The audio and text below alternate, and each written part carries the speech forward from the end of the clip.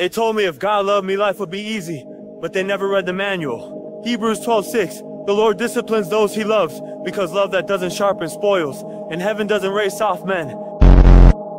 James 1:2, count it joy when trials come. Why? Because that's where warriors are born, not in blessings, but in the battlefield.